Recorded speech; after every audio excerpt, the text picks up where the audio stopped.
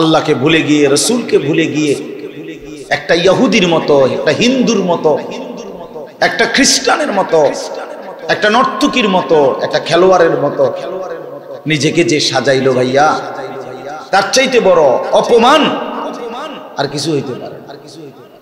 এ তো ধর্মের অপমান করলো, আমাদের ইসলামের অপমান করলো। তোমাদের যাদের চুলগুলো বিকৃত, তুমি তো তোমার ধর্মের অপমান করলে, তুমি তো তোমার আল্লাহর অপমান করলা, তুমি তো তোমার রাসূলের 23 বছরের চোখের পানির অপমান করলা।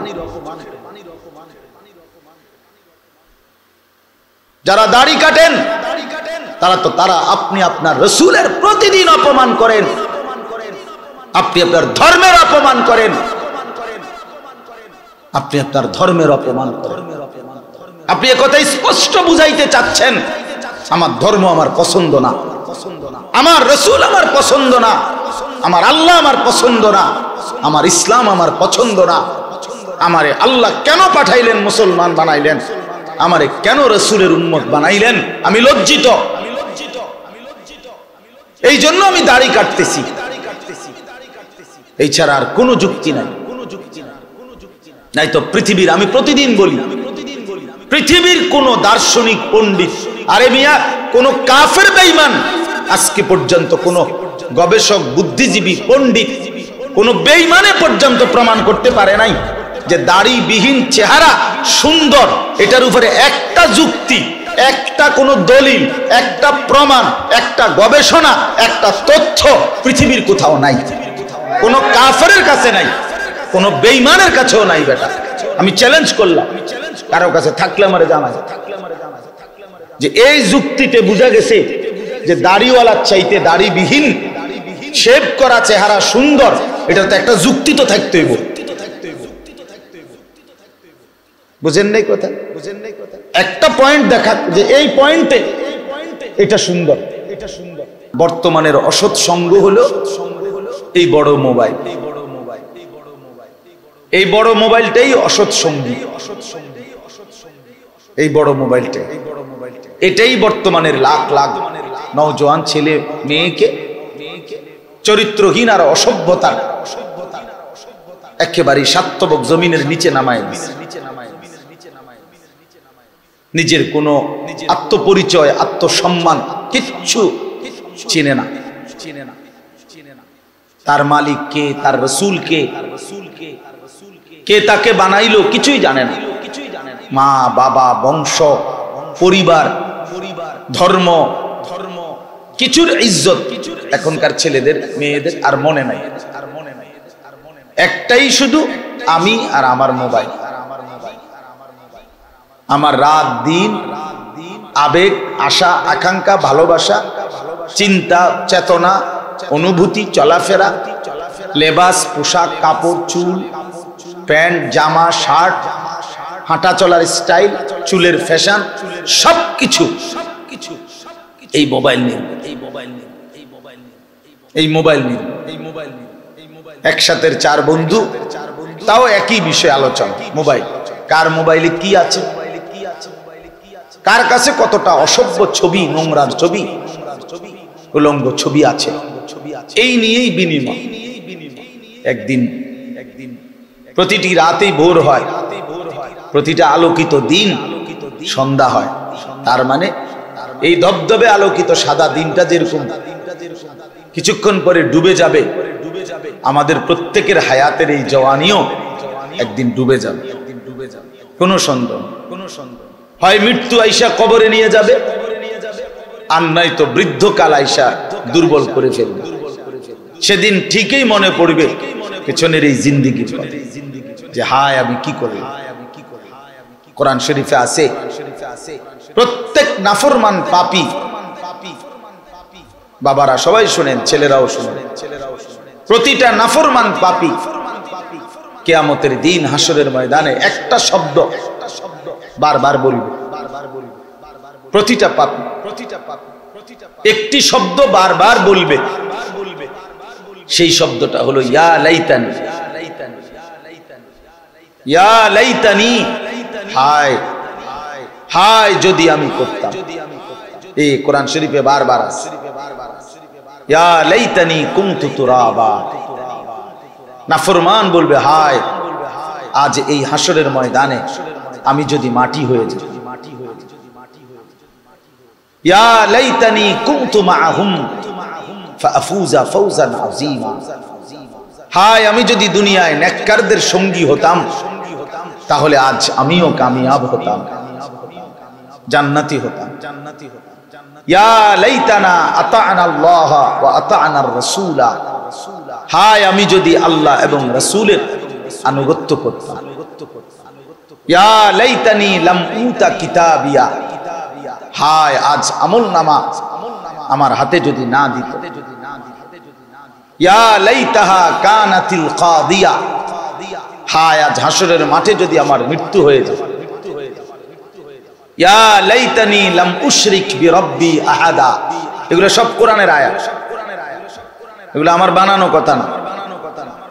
হায় আমি যদি আল্লাহর সাথে শরীক না করতাম।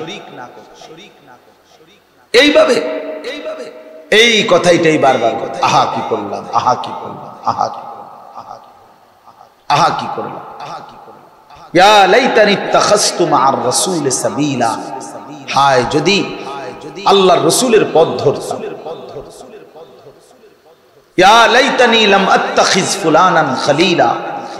হায় যদি ওই অসৎ লোকটাকে, ছেলেটাকে বন্ধু না বানাই, যে জানোয়ার আমারে চরিত্রহীন বানাইছে, যে তোমারে কোনোদিন নামাজের কথা বলে না, ঘন্টার পর ঘন্টা যার সাথে আড্ডা দিলা, কোনোদিন আল্লাহর কথা, আখিরাতের কথা, নামাজের কথা, চরিত্রের কথা বলে না। আমি পরিষ্কার বলি সে কোনো বন্ধু না, ওটা জানোয়ার, ওটা একটা জানোয়ার। এটা একটা কুকুর বিড়াল ছাড়া আর কিছু, ওটা হাইওয়ান। তুমি এক জানোয়ারের বন্ধু অথবা তোমার বন্ধু এক জানোয়ার, যে কোনোদিন আল্লাহর কথা মনে করে না, সে মানুষ না। আল্লাহ তাআলা কুরআনুল কারীমে বলেছেন, মনের ইচ্ছা মতো যে চলে, নিজের যা ভাল লাগে তাই করে। আল্লাহ তাআলা কুরআনুল কারীমের মধ্যে বলছে ইনহুম ইল্লা কাল আনআম। তার পরিচয় আর কিছুই নয়, শুধুই জানোয়ার। আনআম মানে চতুষ্পদ জন্তু, চার ঠ্যাংওয়ালা প্রাণী। চার ঠ্যাংওয়ালা প্রাণীকে জানোয়ার বলে না? কথা বলে সে শুধুই জানো। রাতের কোনো ঠিক নাই, দিনের ঠিক নাই, চেহারার কোনো ঠিক নাই, চরিত্রের কোনো ঠিক নাই, চলন বলনের মধ্যে ঈমান, ইসলাম, আল্লাহ, খোদা, আখিরাত, পরকাল, রাসূল, কোরআন, ইসলাম কিচ্ছুর হদিস। এটা জানো, ওটা মানুষ। মানুষ তাকে বলে যে সেজদা করে, মানুষ তাকে বলে যে গোলামি করে, মানুষ তাকে বলে যে মনিব চিনে, মানুষ তাকে বলে যে বানানেওয়ালা ছিল, তাকে মানুষ। এজন্য ভাই সবাই মিলে এই ফিকির, তোমরা ছেলেরা মাশাআল্লাহ বসছো তো নিজের ভালো বোঝো, নিজের ফিকির করো, নিজের কল্যাণ ভাবো।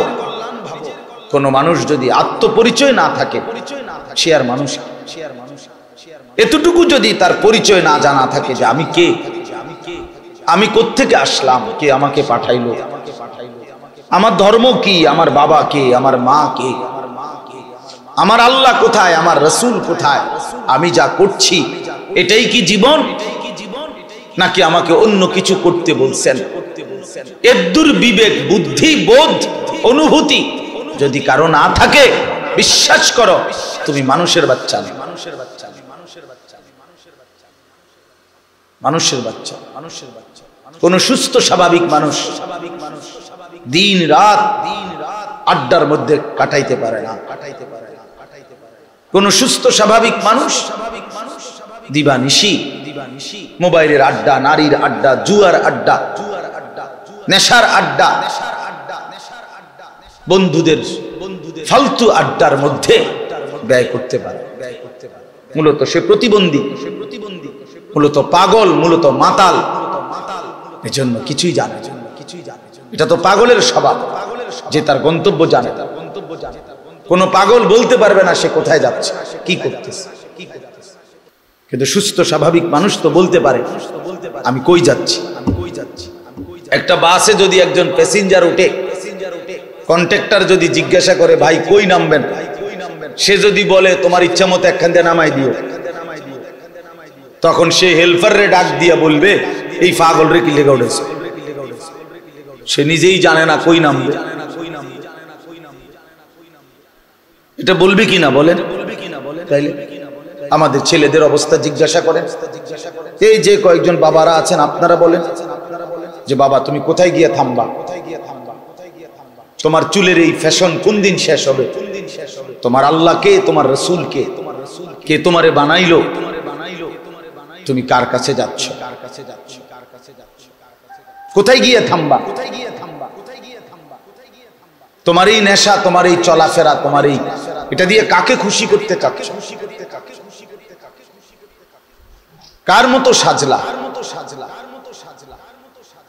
আল্লাহকে ভুলে গিয়ে, রসুলকে ভুলে গিয়ে একটা ইহুদির মতো, একটা হিন্দুর মতো, একটা খ্রিস্টানের মতো, একটা নর্তকীর মতো, একটা খেলোয়াড়ের মতো নিজেকে যে সাজাইলো ভাইয়া, তার চাইতে বড় অপমান আর কিছু হইতে পারে? এ তো ধর্মের অপমান করলো, আমাদের ইসলামের অপমান করলো। তোমাদের যাদের চুলগুলো বিকৃত, তুমি তো তোমার ধর্মের অপমান করলা, তুমি তো তোমার আল্লাহর অপমান করলা, তুমি তো তোমার রসুলের 23 বছরের চোখের পানির অপমান করলা। যারা দাড়ি কাটেন তারা আপনি আপনার রসুলের প্রতিদিন অপমান করেন, আপনি আপনার ধর্মের অপমান করেন, আপনি আপনার ধর্মের অপমান করেন। আপনি একথা স্পষ্ট বুঝাইতে চাচ্ছেন আমার ধর্ম আমার পছন্দ না, আমার রসুল আমার পছন্দ না, আমার আল্লাহ আমার পছন্দ না, আমার ইসলাম আমার পছন্দ না। আমারে আল্লাহ কেন পাঠাইলেন, মুসলমান বানাইলেন, আমারে কেন রসুলের উম্মত বানাইলেন? আমি লজ্জিত, এই জন্য আমি দাড়ি কাটতেছি। এই ছাড়া আর কোনো যুক্তি নাই। নাই তো পৃথিবীর, আমি প্রতিদিন বলি, পৃথিবীর কোন দার্শনিক পণ্ডিত, আরে মিয়া কোন কাফের বেঈমান আজকে পর্যন্ত, কোন গবেষক বুদ্ধিজীবী পণ্ডিত, কোন বেঈমানে পর্যন্ত প্রমাণ করতে পারে নাই যে দাড়িবিহীন চেহারা সুন্দর। এটার উপরে একটা যুক্তি, একটা কোন দলিল, একটা প্রমাণ, একটা গবেষণা, একটা তথ্য পৃথিবীর কোথাও নাই, কোন কাফেরের কাছে নাই, কোন বেঈমানের কাছেও নাই। বেটা আমি চ্যালেঞ্জ করলাম, কারো কাছে থাকলে আমারে জানা যায় যে এই যুক্তিতে বোঝা গেছে যে দাড়িওয়ালার চাইতে দাড়িবিহীন শেভ করা চেহারা সুন্দর। এটা তো একটা যুক্তি তো থাকতে হইব। বুঝেন নাই কথা? একটা পয়েন্ট দেখা যে এই পয়েন্টে এটা সুন্দর, একটা যুক্তি নেই, একটা যুক্তি নেই। শুধু আল্লাহকে অপমান করলো, রসুলকে অপমান করলো, নিজ ধর্মকে অপমান করলো, নিজের ধর্মের গলায় নিজে ছুরি দিল, নিজের পরিচয়ের উপরে নিজেকে বিসর্জন দিয়ে দিল। আমি আজকেও বলছি, কোন সুস্থ স্বাভাবিক মানুষ বিড়ি সিগারেট তার পছন্দ হওয়ার কথা না। কেন? দুর্গন্ধ কোন মানুষের প্রিয় হয়, এটা যদি হয় তাহলে এই লোকটা তো সুস্থ না। পেশাব কারো কাছে প্রিয়, পেশাবের গন্ধ, পায়খানার গন্ধ কারো কাছে প্রিয়, এটা তো স্বাভাবিক মানুষ না। তো তাহলে বিড়ি সিগারেটের মধ্যে সুগ্রাণ, আতরের গ্রাণ না দুর্গন্ধ? তো দুর্গন্ধ তোমার কাছে প্রিয়, তুমি স্বাভাবিক মানুষ মিয়া? এ তো সুস্থ মানুষ না। কোন সুস্থ স্বাভাবিক মানুষ বিড়ি সিগারেট খাইতে পারে না, কারণ দুর্গন্ধ কোন মানুষের প্রিয় হইতে পারে না, পছন্দনীয় বস্তু হইতে পারে না। মানুষকে সত্তাগতভাবে আল্লাহ তাআলা পরিচ্ছন্নতা, এটা মানুষের স্বভাবের মধ্যেই আল্লাহ দিয়েছেন। এজন্য মানুষ নাকের ময়লা পরিষ্কার করে, মানুষ নখ বড় হইলে নখ কাটে, মানুষ নাভির নিচের পশম কাটে, বগলের পশম কাটে, মানুষের শরীরের মধ্যে পেশাব পায়খানা লাগলে পরিষ্কার করে, মানুষ দুর্গন্ধ লাগলে সেখান থেকে সরে যাইতে চেষ্টা করে, করে কিনা বলেন? কেন? এটা তার সৃষ্টিগত একটা স্বভাব। দুর্গন্ধ মানুষের প্রিয় হইতে পারে না, ময়লা নোংরা এটা মানুষের প্রিয় হইতে পারে না। কোন মানুষ যদি তার পাঞ্জাবি শার্ট জামায় সামান্য একটা ভাত খাইতে গিয়ে যদি তরকারির একটু ঝোলও পড়ে, বারবার এটা দেখে, মুছে, পানি দিয়ে ডলে, অর্থাৎ তার কাছে একটা অস্বস্তি লাগে যে একটা দাগ পড়ে গেছে, কি হইলো, ধোয়া জামাটা নষ্ট হয়ে গেল, স্ত্রী করা শার্টটা নষ্ট হয়ে গেল। তাহলে বুঝাই গেল মানুষ স্বভাবগত ভাবে নোংরা অপরিচ্ছন্নতা পছন্দ করেন। অথচ তোমরা ছেলে যারা প্রস্রাব করে পানি নাও না, ঢিলাকুলুক টয়লেট পেপার ব্যবহার করো না, নিশ্চিত মনে রাখো তোমরা স্বভাবগত যোগ্যতা তোমাদের মধ্যে নাই। তোমাদের স্বভাবগত যে অভ্যাস, সৃষ্টিগত পবিত্রতা, পরিচ্ছন্ন থাকা, এইটাই তোমাদেরকে শয়তান নষ্ট করে দিয়েছে। তোমার স্বাভাবিকতা নাই, তুমি সুস্থ না, তুমি প্রতিবন্ধী, তোমার ইহসাস অনুভূতি নাই। জ্বরের রোগী যেরকম মিঠা তিতা বোঝে না, তার জিহ্বার মধ্যে মিঠাটাও তিতা লাগে, তিতাটাও তিতা লাগে, কারণ তার তো জ্বর, তার তো জ্বর। এজন্য অসুস্থ মানুষ যেগুলো, এই মানুষগুলো মূলত পেশাব করে পানি, টয়লেট পেপার ব্যবহার না করে প্রস্রাব তার শরীরের মধ্যে পড়ে প্যান্টে জমা হয়, এত দুর্গন্ধ নিয়া খাইতেছে, ঘুমাইতেছে, হাঁটতেছে, চলতেছে, মূলত সে অসুস্থ মানুষ, স্বাভাবিক না, কোনোভাবেই না। এজন্য রাগ হইয়েন না, মনে করাই দিলাম, ধরাইয়া দেওয়ারও কেউ নাই, মনে করাইয়া দেওয়ারও কেউ নাই। সবাই মনে করছে আমাদের ছেলে পেলেরা যে আমি আমার মতো চলতেছি, কিসের মা, কিসের বাবা, কিসের অভিভাবক, কে আমার আল্লাহ, কে আমার রাসূল, কি আমার ধর্ম, কি আমার কিতাব, বাদ দাও এগুলো। আমার মনে যা চায়, বন্ধুদের সাথে আড্ডায় যখন যেটা ভাল লাগে, বন্ধু বলছে দোস্ত তোর চুলটা সেরকম, খালাস। পাগল, সেও এক পাগল, তুই নিজেও এক পাগল, দুটোটাই মাতাল। মানে নিজে নিজে নিজেরা নিজেদের অঙ্গনে চলা, এটা তো বাপ সুন্দর না। আল্লাহ আমাদেরকে বুঝার তৌফিক দান করেন। এজন্য আমি অনুরোধ করলাম বাবাদেরকে, ছেলেদেরকে, সবার কাছে, ভাই, ইসলামের মধ্যেই সৌন্দর্য, কোরআনের মধ্যেই সৌন্দর্য, প্রিয় নবী সাল্লাল্লাহু আলাইহি ওয়াসাল্লামের মধ্যেই সৌন্দর্য। তার চাইতে সুন্দর আল্লাহর এই সৃষ্টি জগতে আর কেউ নেই। রাসূলুল্লাহ সাল্লাল্লাহু আলাইহি ওয়াসাল্লাম বলছেন, আল্লাহ তাআলা অর্ধেক সৌন্দর্য ইউসুফ আলাইহিস সালামকে দান করছেন, বাকি অর্ধেক সৌন্দর্য আল্লাহ গোটা সৃষ্টি জগৎকে দান করছেন। মুহাদ্দিসিনে কেরাম এই হাদিসের ব্যাখ্যায় লিখছেন যে আল্লাহ অর্ধেক সৌন্দর্য দিলেন ইউসুফকে, অর্ধেক সৌন্দর্য দিলেন গোটা সৃষ্টি জগৎকে, আর একা বন্ধু মুহাম্মদকে পুরা সৌন্দর্য সবটা দিয়েছেন।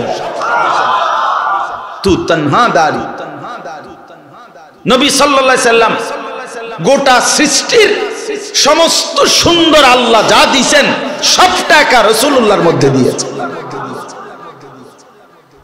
তিনি কি পরিমাণ সুন্দর, কি পরিমাণ সুন্দর ছিলেন আল্লাহ নবী সাল্লাল্লাহু আলাইহি ওয়াসাল্লাম। তো আমার রাসূল যিনি, তিনি এতটা সুন্দর, আমি কেন কোনো পাগল ছাগলের মতো যাব? কেন যাব?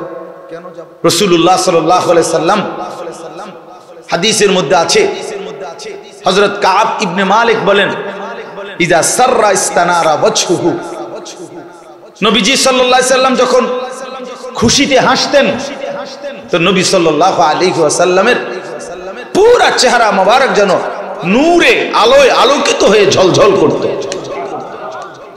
এত সুন্দর, এত সুন্দর, এত সুন্দর। হযরত ওমর রাদিয়াল্লাহু তাআলা আনহু বলেন, জিবরাইল কোরআন নাজিল করলে নবীজির চেহারা মোবারকের দিকে তাকাইলে মনে হইতো এমন লাল হয়ে গেছে চেহারা যে আনার চিপ্পা, আনারের দানা লাল লাল, এই সবগুলো চিপ্পা রসটা যেন রাসূলুল্লাহর চেহারা মোবারকে দিয়ে দেওয়া হয়েছে। এত সুন্দর, এত লাল চেহারা ধারণ করতে। সাহাবী বর্ণনা করছেন, আল্লাহর নবী সাল্লাল্লাহু আলাইহি সাল্লাম, এক সাহাবী বলেন তিনি তার চেহারা মোবারকের দিকে তাকাইলে মনে হইতো কাআন্নাহু কিতাতুম মিনাল কামার, যেন চাঁদের টুকরা। হযরত আবু হুরায়রা রাদিয়াল্লাহু তাআলা আনহু বলেন, নবী সাল্লাল্লাহু আলাইহি সাল্লামের চেহারা মোবারকের দিকে তাকাইলে মনে হইতো কাআন্নাশ শামসা তাজরি ফি ওয়াজহিহি, আকাশের ওই সূর্যটা যেন আল্লাহর নবীর চেহারা মোবারকের মধ্যে খেলতেছে। অসংখ্য সাহাবী বারবার পূর্ণিমার চাঁদের সাথে নবীজির চেহারা মোবারক পরীক্ষা করছে তাকায়া, দোনোটার মধ্যে সবাই বলছে ফাওয়াল্লাহি লা আনতা আহাব্বু ইলাইয়া আহসানু ইলাইয়া মিনাল কামার। সব সাহাবী বলছে ইয়া রাসূলুল্লাহ, আল্লাহর কসম পূর্ণিমার ওই চাঁদের চাইতে আপনি অনেক বেশি সুন্দর, আপনি সুন্দর, এতটা সুন্দর ছিলেন আল্লাহ নবী সাল্লাল্লাহু আলাইহি সাল্লাম। তার চেহারা, তার নাক, চোখ, তার দাড়ি, তার চুল, নবী সাল্লাল্লাহু আলাইহি সাল্লামের হাঁটা চলা। আমরা কিতাবে পড়ছি বহু সাহাবী রাসূলুল্লাহ সাল্লাল্লাহু আলাইহি সাল্লামের চেহারা মোবারকের দিকে তাকাইতেই পারতেন না, এমন সুন্দর পবিত্র চেহারা যে তাকাইয়ে থাকতে পারতেন না। এমন সাহাবীও আবার ছিল যারা সমস্ত দুঃখ, বেদনা, অস্থিরতা, পেরেশানি, এক হাবশী সাহাবী কালো, উনি মাঝে মাঝে আয়েশা আল্লাহর নবীর সামনে বসতেন, একটু পরে উঠে চলে যেতেন, শুধু বসে কিছুক্ষণ তাকাইতেন। তো নবীজি জিজ্ঞেস করছে, তুমি কিছু বলো না, আয়েশা বসে চলে যাও, এমন কি করো তুমি আয়েশা আমার সামনে? তো তিনি বললেন, ইয়া রাসূলুল্লাহ, যখনই কোনো দুঃখ, বেদনা, পেরেশানি, অস্থিরতা বোধ করি তো দৌড়াইয়া আপনার কাছে আসি, আপনার ওই পবিত্র চেহারা মোবারকের দিকে কতক্ষণ তাকাই, তাকাইলে আমি সব দুঃখ বেদনা ভুলে যাই, সব হারিয়ে যাই, সব ভুলে যাই। এমন ছিলেন তিনি, এতটা সুন্দর ছিলেন রাসূলুল্লাহ সাল্লাল্লাহু আলাইহি ওয়াসাল্লাম। পরিচ্ছন্নতা, পবিত্রতা, সৌন্দর্য সবকিছু নবীজির মধ্যে সর্বশ্রেষ্ঠ ছিল। কাজেই যুবক, কার মতো সাজলা, কার মতো এই পোশাক, কোন বেঈমানের মতো প্যান্ট পরলা, কোন বেঈমানের মতো চুল কাটলা, একটাবারও ভাবলা না? তুমি ওই বেঈমানের বংশের লোক, তুমি ওই বেঈমানের ধর্মের লোক, তুমি ফুটবল খেলোয়াড়, তুমি ক্রিকেট খেলোয়াড়, তোমারে তোমার বাবা কোলে পিঠে করে মা 2 বছর দুধ খাওয়াইয়া বড় করছে ফুটবল খেলবার জন্য, ক্রিকেট খেলবার জন্য। তো তুমি তার মতো সাজলা কেন? তুমি তার মতো নিজের আত্মমর্যাদা কোথায়, আত্মপরিচয় কোথায়, আত্মসম্মান কোথায়? আল্লাহ আমাদেরকে বুঝদান করে। এজন্য ভাইয়া, গুনাহ মুক্ত জীবন, তাকওয়াওয়ালা জীবন আল্লাহ তাআলা আমাদের কাছে প্রতিনিয়ত চায়। আল্লাহ তাআলা বলে, বান্দা তুমি আমারে দেখো না ঠিক আছে, কিন্তু আমি তো আমার সৃষ্টির প্রতিটা পরতে পরতে আছি। আমার প্রতিটা সৃষ্টির দিকে তাকাইলে দেখবা আমি আল্লাহই লুকিয়ে আছি। হাজার মে সাজার মে তেরে রঙ্গ বু হে, जिधर देखता हो तू ही तू है। পাথরেও যদি দেখো, গাছেও যদি দেখো, আল্লাহকেই দেখতে পাইবা। যেদিকেই তাকাইবা শুধু এক মালিককেই দেখতে পাইবা। এক আল্লাহই, এক আল্লাহই, এক আল্লাহই আছেন বলে এত রঙের, এত ঢঙ্গের গাছ, একই মাটি, একই পানি, একই সার, অথচ এত বিচিত্রময় গাছ একজনই নিয়ন্ত্রণ করছেন, একজনই নিয়ন্ত্রণ। একই ডেকচির ভাত, একজন খাইলে বুড়া হয়, একজন খাইলে জওয়ান হয়। 6 বছরের বাচ্চা খাইলে ধীরে ধীরে সেই বাচ্চা যুবক হয়। 40 বছরের বয়স্ক বাবা ধীরে ধীরে একদিন বুড়া হয়। অথচ একই ঘরের ডেকচির ভাত, একই মায়ের রান্না, একই চুলার রান্না। আল্লাহ তাআলা বলেন এই বৈচিত্র্যময় দুনিয়া যে কোনো দিকে তুমি যদি দেখো বান্দা, একটা গাছের পাতার দিকে দেখো, একটা ফুলের দিকে দেখো, একটা পাখির দিকে দেখো, একটা পশুর দিকে দেখো, একজন মানুষের দিকে দেখো, আমি আল্লাহকেই দেখতে পাই। সানুরিহিম আয়াতিনা ফিল আফাক ওয়া ফি আনফুসিহিম। আল্লাহ বলেন দিক দিগন্তে আমি আল্লাহ আমার কুদরতের নিশানা ছড়িয়ে দিয়েছি এবং তোমাদের প্রত্যেকের নিজ নিজ দেহেও আমি আল্লাহ আমার কুদরতের নিশানা রেখেছি। তোমার মাঝে দেখলেও আমারে পাইবা, সৃষ্টির মাঝে দেখলেও আমারই পাইবা। ওয়া ফিল আরদি আয়াতুল লিল মুকিনিন। আল্লাহ বলে জমিনের সর্বত্র আমার বিশ্বাসী বান্দা তোমাদের জন্য আমার নিদর্শন আছে। ওয়া ফি আনফুসিকুম, তোমাদের নিজের মধ্যেও আমি আল্লাহর নিদর্শন। ভুল করে ওরা ছেলেরা, ভুল করে পড়ালেখা তোমরা যেমন করো আমরাও করছি। 2-4 লাইন বাংলা ইংরেজি পড়া নিজের চালাক মনে করে ইতান বাংলা অঙ্ক ইংরেজি আমরাও পারি, আমরাও পড়ছি। কুমিল্লা ভিক্টোরিয়া কলেজ থেকে আমি মাস্টার্স পাস করছি, সায়েন্স বিজ্ঞান বিভাগ থেকে এসএসসি পাস করছি। সারা বাংলাদেশে বাংলাদেশের ইতিহাসে শ্রেষ্ঠ নাম্বার পাইয়া 1 নাম্বার হয়েছি সারা বাংলাদেশ 1998 সালে। আলহামদুলিল্লাহ। এমনি কইলাম আরে হুডাঙ্গিরির জন্য নয়, হুডাঙ্গিরির কিতাব এগুলো কোনো গণা তো ধরি না, কিন্তু বুঝাইলাম আর কি যে ওই জেনারেল পড়ালেখা আমরা পড়ছি ভাইয়া। এই জন্য 2-4 লাইন বাংলা অঙ্ক ইংরেজি পড়ে চুল পিছের দিকে ফিরাইয়া একটা সিবা প্যান্ট পিন্দা মাতবরি করো আর নিজের চালাক মনে করো হুজুররা কি জানে। হ্যাঁ তুমি যে কি গোড়ার ঘাস জানো আমরা জানি না। হ্যাঁ কদুর প্যান্ট পিনতারো না, প্যান্ট ফইরা যায় একটু পর পর, একটা প্যান্ট চিনলা না। আমি তো কালকেও বলছি বয়ানে, ঐতিহাসিক তথ্য এটা যে চিপা প্যান্ট, এই টাইট প্যান্ট যারা, এটা গোলামের প্যান্ট। হ্যাঁ আরে বেটা হাইসো না বেটা, কৃতদাসের প্যান্ট, এটা চাকরের প্যান্ট, আফ্রিকান কৃতদাস। ঐতিহাসিক কথা হলো আফ্রিকান কৃতদাসদেরকে যখন কাজে লাগাইতো তখন এই কৃতদাস যাতে কাজে ফাঁকি না দেয়, এই জন্য আফ্রিকান কৃতদাসকে, চাকরকে তারা এই চিপা টাইট প্যান্ট পরায় দিত যাতে করে সে বসতে না পারে, পেশাব করার জন্য কদ্দুর বইতে না পারে, কাজে যেন ফাঁকি না দিতে। এই জন্য এই চিপা প্যান্ট গোলামের প্যান্ট, কৃতদাসের প্যান্ট। যখন ভদ্র রুচি সম্পন্ন সুস্থ রুচির কোন মানুষের প্যান্ট হইতে পারে, পোশাক হইতে পারে, এত টাইট মানুষের পোশাক হইতে পারে। পোশাক তো আরামদায়ক, এটা কিসের আরামদায়ক হলো? এটা নড়তে পারে না, কদ্দুর কেউ সামনে বসতে কইলে এটা টানতে টানতে যান শেষ, না পেশাব করতে বইতে পারে, খাড়াইয়া মতে। এই জন্যই তো বেঈমানরা আপনার এই হাই কমোড পেশাব করার জন্য উঁচা কমোটের ব্যবস্থা করে দিছে, কারণ তোরে যে গোলামের প্যান্ট পরাই দিছে এই জন্য যাতে বৈশা মুক্তি না পারো, এই জন্য খাড়াইয়া মুতার ব্যবস্থা করে দিছে। আর আমারে যে পোশাক দিছে সেই পোশাকে আজীবন বসে পড়ার ব্যবস্থা।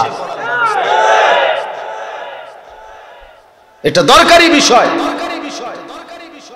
এটা বুঝার বিষয় ছেলেরা। এই জন্য বললাম মহান আল্লাহ পাক রব্বুল আলামিনকে আমরা মেনে নেওয়া, আল্লাহর কথা মেনে নেওয়া, এর মধ্যেই আমাদের সফলতা, এর মধ্যেই আমাদের কামিয়াব। এত বড় মালিককে নারাজ করতে নাই ভাই, এত বড় রাসূলকে অপমান করতে নাই, এত বড় কোরআনকে অপমান করতে। আমাদের 4টা সম্পদ আল্লাহ দিয়েছেন। এক, আমাদের রব আল্লাহ, আমাদের নবী মুহাম্মদুর রাসূলুল্লাহ, আমাদের কিতাব কোরআন, আমাদের ধর্ম ইসলাম। এই 4টি সর্বশ্রেষ্ঠ। আমাদের আল্লাহ সর্বশ্রেষ্ঠ, আমাদের রাসূল সর্বশ্রেষ্ঠ, আমাদের কোরআন সর্বশ্রেষ্ঠ, আমাদের ধর্ম ইসলাম সর্বশ্রেষ্ঠ। 4টি সর্বশ্রেষ্ঠ নিয়ামত যার কাছে আছে সে নষ্ট হবে কেন? সে চরিত্রহীন হবে কেন? সে জাহান্নামী হবে কেন? সে বখাটে হবে কেন? সে পাগল ছাগলের মতো চলবে কেন? আমাদের কিসের অভাব ভাই বলো? দয়া করে ভাবতে শেখো, হাসি দিয়ে উড়াই দিও না। আমি ব্যক্তিগতভাবে শুধু ওয়াজের জন্য বলি না, একটা ফিকির নিয়া, দিলের মধ্যে একটা ব্যথা নিয়া বলি। অর্থ হলো এই যে এতটুকু তোমার তো বোঝা উচিত, আমাদের মায়েরা, আমাদের বোনেরা সিনেমার নর্তকীর মতো কাপড় পরলো, নিজেকে বেপর্দা বেহায়া ঘুরলো, আহা সে মনে করলো কি মজাদার বিষয় এটা। অথচ আল্লাহ নবী সাল্লাল্লাহু আলাইহি সাল্লাম স্পষ্ট বলছেন, আল মারআতু আওরাতুন। নবীজি বলছে নারী বলে কাকে? এক শব্দ নবী বলছে, নারী কাকে বলে, মহিলা বলে কাকে? রাসূলুল্লাহ সাল্লাল্লাহু আলাইহি সাল্লাম বলেন আওরাতুন, নিজেকে যে ঢেকে রাখে, আড়ালে রাখে, নিজেকে যে গোপনে রাখে, নিজেকে যে লুকিয়ে রাখে, খোদার কসম নবী বলছে তাকেই বলে নারী। এজন্য বেপর্দা নারী, বেহায়া নারী, এটা মূলত নারী না, এটা প্লাস্টিক। এটা মূলত প্লাস্টিক, এটা নারী না। নারী শুধুই তাকে বলে যে নিজেকে পর্দায় আবৃত রাখে, শুধু তাকেই মহিলা বলে যে নিজেকে আড়ালে রাখে। বেপর্দা নারী নারী না, বেহায়া নারী নারী না, সে অন্য কিছু। মাখলুকাতের কি আর অভাব আসেনি? 18,000 মাখলুকাত, এটার মধ্যে একটাতে গুণা লইল। বুঝেন নাই কথাটা? আল্লাহর সৃষ্টির কি আর অভাব আসেনি? গরু, ছাগল, হাঁস, মুরগা, হ্যাঁ, একটার মধ্যে হেরে গুণা রাখলে তো সে নারী না। আল্লাহ তাআলা বলছেন নারীর প্রথম হুকুম, আল্লাহ বলছেন ওয়াকারনা ফি বুয়ুতিকুম, তোমাদের জন্য আমি আল্লাহর হুকুম, তোমাদের কর্মস্থল, তোমাদের জীবনের সমস্ত কর্মের মূল কেন্দ্র তোমাদের ঘর, তোমরা ঘরে অবস্থান। এটা বন্দি না, এটা তার কর্ম বন্টন। আমাদের পুরুষদেরকে আল্লাহ বলছে তোমরা জমিনে ছড়িয়ে পড়ো, জমিনের রিজিক তোমরা তালাশ করো। আমাদের মেয়েদেরকে, বোনেদেরকে বলছে তোমরা ঘরে অবস্থান করো। এক গ্রুপ ঘর সামলাও, আরেক গ্রুপ বাহির সামলাও, এতে করে সংসারটা, দুনিয়াটা সুন্দর চলবে। বুঝেন নাই কথা? এটাই তো নিয়ম, এটাই তো উচিত। কর্ম যদি বন্টন না করে তাইলে তো অফিস চলবে না। একটা অফিসে মনে করেন 10 জন লোক, তো অফিসের মধ্যে একজন ম্যানেজার দরকার, একজন হিসাব রক্ষক দরকার, একজন বাবুর্চি দরকার, একজন দারোয়ান দরকার, একজন ঝাড়ুদার দরকার, একজন বাথরুম সাফ করিনা দরকার মনে করেন। তো এখন কোম্পানি 10 জনকে নিয়োগ দিয়া কোম্পানি বলে দিল এই আপনারা 10 জনে এই কাম যেটি আছে নিজেদের মধ্যে বুঝ করে লইয়েন, যার যেটা ভাল লাগে করেন। যা কিছু হইব, ঘোড়ার ডিম হইব কিছু, কে ঝাড়ু দিব আর কে বাথরুম সাফ করব, কে আবার ম্যানেজারি করব, হেরা হেরা মিলবে, এটা হবে না। বরং এখানে উপযুক্ত কেউ কি করে দিতে হবে, কর্মটা ভাগ করে দিতে হবে। আপনি ম্যানেজার, আপনি হিসাব রক্ষক, তুমি দারোয়ান, তুমি গেটম্যান, তুমি বাবুর্চি, এটা ভাগ করে দিতে হবে কিনা বলে। তাহলে এইটা কি দোষণীয় না এটাই সঠিক? তাহলে কর্ম বন্টন করে দেওয়া, কাজ ভাগ করে দেওয়া, এটা যৌক্তিক, এটা স্বাভাবিক, এটাই নিয়ম। তো আল্লাহ তাআলা কর্ম বন্টন করে দিয়েছেন। নারী তুমি ঘর সামলাও, পুরুষ তুমি বাহির সামলাও। নারী তোমাকে আমি ঘর সামলাবার উপযোগী শরীর বানাইছি, পুরুষ তোমাকে আমি বাহির সামলাবার উপযোগী শরীর বানাইছি। এই জন্যই তো দেহের বৈচিত্র্যতা, ভিন্নতা, ভিন্নতা। উভয়ের কাজ যদি এক হইতো তো উভয়ের শরীর তো একই রকম হইত, উভয়ের শরীরের সক্ষমতা তো একই হইত। এই জন্য দয়া করে আমার 3টা আয়াত পড়ছি, এবার আয়াতটা শুনেন, তাইলেই আমার কথা শেষ। কোরআনুল কারীমের 29 নম্বর পারা, 67 নম্বর সূরা। সূরাটার নাম সূরা মুলক। এই সূরার 12, 13, 14 এই 3টি আয়াত আমি এই মাত্র পড়ছিলাম। এবার এই আয়াতগুলোর তরজমা বললেই আমার কথা শেষ। এই সূরাটা খুব ফজিলতপূর্ণ একটি সূরা, সূরা মুলক। মাত্র 30টা আয়াত। নবীজি সাল্লাল্লাহু আলাইহি সাল্লাম বলছেন কোরআন শরীফের 30 আয়াত বিশিষ্ট এই সূরাটি যে ব্যক্তি নিয়মিত পাঠ করবে তুমজিহি মিন আযাবিল কবর, আল্লাহ তাআলা তাকে কবরের আযাব থেকে রক্ষা করবেন। এজন্য যুগ যুগ ধরে বুজুর্গদের আমল, আল্লাহ ওয়ালাদের আমল, সূরা মুলক রাত্রে ওনারা ঘুমের আগে পাঠ করে, এবং সূরা ওয়াকিয়া রিজিকের প্রশস্ততার জন্য পাঠ করে। তাহলে এই সূরা মুলক যে ব্যক্তি নিয়মিত পড়বে, আল্লাহ রাসূল সাল্লাল্লাহু আলাইহি সাল্লাম বলেন আল্লাহ তাআলা তাকে কবরের আযাব থেকে রক্ষা করবেন। এখন আসেন এই তিনটা আয়াত আল্লাহ তাআলা বলতেছেন ইন্নাল্লাযীনা ইয়াখশাউনা রাব্বাহুম বিল গায়ব, না দেখে যারা তাদের রব আল্লাহকে ভয় করে সর্বদা, আল্লাহর হুকুম, আল্লাহকে আমি দেখি নাই কিন্তু আমি আল্লাহকে বিশ্বাস করি, আল্লাহকে আমি ভয় করি, আল্লাহর কথা আমার সঠিক মনে হয়, আমার আল্লাহ বলছেন আখিরাত আছে, আমি বিশ্বাস করি আছে, আমার আল্লাহ বলছেন কবর হবে, আমি বিশ্বাস করি কবর হবে, আমার আল্লাহ বলছে জাহান্নামের আযাব, আমি বিশ্বাস করি জাহান্নামের আযাব, আমার আল্লাহ বলছে জান্নাতের নিয়ামত, তো আমি বিশ্বাস করি জান্নাতের নিয়ামত। তো আল্লাহ বলেন এভাবে না দেখে আমি আল্লাহর কথা, আমি আল্লাহকে যারা ভয় করে, বিশ্বাস করে, মেনে নেয়, আমি আল্লাহ তাদেরকে পুরস্কার দেব দুইটা, লাহুম মাগফিরাতুম ওয়া আজরুন কাবীর, এক নম্বরে তাদের পুরা জিন্দেগীর গুনাহ মাফ করে দেব, আর আজরুন কাবীর, সুমহান অনেক বড় বিরাট প্রতিদান, জান্নাতের নিয়ামত দান করব, আজরে কবীর দেব। আল্লাহকে না দেখে মেনে নিন, আল্লাহর হুকুম না মেনে নিন। তাইলে আমরা এখন বলেন আমাদের মধ্যে আল্লাহর ভয় থাকা উচিত কিনা? বলেন ভাই, ছেলেরা বলো বাবা, আল্লাহর ভয় থাকা উচিত। এক মুমিনের, মুসলমানের জীবনের পুঁজি আল্লাহর ভয়। যার কলিজার মধ্যে আল্লাহর ভয় নাই তার কিছুই না, যার আল্লাহ নাই খোদার কসম তার কিছু নাই, তার কিছু না। আল্লাহ হারা তো সর্বহারা। মুজাহিদ আজম আল্লামা শামসুল হক ফরিদপুরি রাহমাতুল্লাহ আলাইহি বলতেন, তুমি আল্লাহকে পেয়েছো, সবই পেয়েছো, তুমি আল্লাহকে পাওনি, কিছুই পাওনি। जो तू मेरा तू सब मेरा, फलक मेरा जमी मेरी, अगर एक तू नहीं मेरा तो कोई शै नहीं मेरा। যার আল্লাহ আছে তার সবই আছে, যার আল্লাহ নাই কিছুই কিছুই নাই। কোরআন শরীফে আছে আল্লাহ তাআলা বলেন,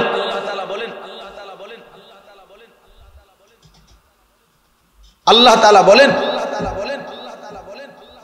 কোরআনুল কারীমের মধ্যে আছে যে আল্লাহ তাআলা বারবার এই কথাটা বুঝাইছে, বান্দা তুমি যদি শিরিক করো, আমি আল্লাহর সাথে অংশীদার করো, তো তুমি যেন সাত আসমানের উপর থেকে তোমারে যেন ফেরেশতা ছুঁড়ে জমিনে ফেলে দিবে। ফাকান্নামা খাররা মিনাস সামা ফাতাখতাফুহু আত-তায়রু আও তাহদি বিহি আর-রিহু ফি মাকানিন সাহিক। আল্লাহ বলেন এক মুশরিক আল্লাহ থেকে যে ছুটে গেছে তার অবস্থা এমন, তারে যেন ফেরেশতারা আসমান থেকে নিচে ফেলে দিছে, এবার বাতাস তাকে উড়াইয়া কোথা থেকে কোথায় টেনে ফেলে দিছে, অথবা বাস পাখি, চিল পাখি তাকে ঠোকর মাইরা নিয়া তারে কোথাও দূর কোনো দেশে কোথাও ফেলে দিছে। অর্থাৎ তার আর জীবনের কোনো নিয়ন্ত্রণ নাই, জিন্দেগির কোনো আর কুল কিনারা নাই। আল্লাহকেই যখন ছেড়ে দিছে, এবার মাখলুকের পিছনে ঘুরতে ঘুরতে শেষ পর্যন্ত দিন শেষে, রাত শেষে, হায়াত শেষে দেখে কেউ খুশি হয়েছে, কেউ খুশি হয়েছে, কেউ খুশি না। 60 বছর শেষ করছে এই সুদের টাকা, ঘুষের টাকা, বাটপারি, সিটারি কইরা, 2 নম্বরই কইরা, 4 নম্বরই কইরা, শেষ পর্যন্ত বউও নারাজ, ফুতেও নারাজ, ফুতের বউও নারাজ, কেউ আর এবার আমার এটা দিছে না, এবার হেডা দিছে না, তারে শোকেস দিছে, আমারে আলমারি দিছে না, আমারে আলমারি দিছে, তারে খাট দিছে না। এই সমস্ত নাশকরি, এই নাফরমানগুলো শেষ পর্যন্ত এই বেচারার 60 বছরের সব ভুলে যায়। তো আল্লাহরে তো আগেই ছেড়ে দিলা, এবার জাগরে খুশি করতে চাইছিলা, তারাও নারাজ, তো তোমার আর কি নাই? কিছুই নাই, খাসিরাত দুনিয়া ওয়াল আখিরা। এজন্য আল্লাহ তাআলা বলেন, বান্দা আমাকে ভয় করো, আমাকে ভয় করো, আমাকে ভয় না দেখেই ভয় করো, আমার কুদরত দেখে আমাকে চেনো। এরপরে আল্লাহ বলেন 3টা জিনিস আমাদের অবস্থা, এই কথা খেয়াল করেন। 3 শেষ তিনটা জিনিস আমাদের হালাল। আমরা তিন ভাবে আমাদের অভিব্যক্তি প্রকাশ করি। এক নাম্বার হলো আমরা আপনার জোর আওয়াজে মুখ খুলে কথা বলি, আমাদের হাজারো ভাব প্রকাশ করি। দুই, আমরা আস্তে আস্তে গোপনে কানে কানে কেউ যাতে না শুনে না দেখে এরকমও কিছু কথা বলি। আর কিছু বিষয় আমরা অন্তরে লালন করি, অর্থাৎ মনের ভিতরেই আছে কথা, মনের ভিতরে বহু জল্পনা কল্পনা আমাদের আছে, আছে কিনা বলে। তো আল্লাহ তাআলা বলতেছে বান্দা এই তিন অবস্থার তিনটাই আমি 24 ঘন্টা জানি, কাজে আমারে ফাঁকি দিতে পারতাম। ওয়া আসিররু কাওলাকুম, তুমি যদি আস্তে কথা বলো, আবিজাহরু বিহি, অথবা যদি জোরে কথা বলো, ইন্নাহু আলিমুম বিজাতিস সুদূর, আমি জানি এমন কি তোমার অন্তরের ভিতরে যা তাও। আস্তে কথাও শুনি, জোরে কথাও শুনি, অন্তরের ভিতরের কথাগুলো জল্পনা কল্পনাগুলো আমি জানি। কাজেই বান্দা আমারে ফাঁকি দিবা কেন? আমারে ফাঁকি দিবা কেন? আমার থেকে আড়াল করবা কেন? আমারও জানতে করবা কেন? যুবক ভাই, রাত 12টা বাজে 2টা বাজে, মনে করো মা ঘুমায় গেছে, বাপ ঘুমায় গেছে, পাড়া পড়শি সব ঘুমায় গেছে, তুমি শুধু তোমার রুমে একা, দরজা বন্ধ, জানালা বন্ধ, লাইট বন্ধ, মোবাইলে অশ্লীল ছবি দেখলা, উলঙ্গ ছবি দেখলা, সারা রাত নর্তকীর ছবি দেখলা। রব্বুল আলামিন বলে বান্দা আমি কিন্তু দেখি, আমি আছি বান্দা, আমি আছি, আমি দেখতেছি। আল্লাহ তাআলা বলেন এই 3 নম্বর আয়াত, আলা ইয়ালামু মান খালাকা, আহারে বান্দা যে সৃষ্টি করলো সে জানবে না, এটা কেমনে ভাববে? আলা ইয়ালামু মান খালাকা, যিনি সৃষ্টি করলেন তিনি জানবেন না? তুমি আল্লাহকে এতটা দুর্বল ভাবলা,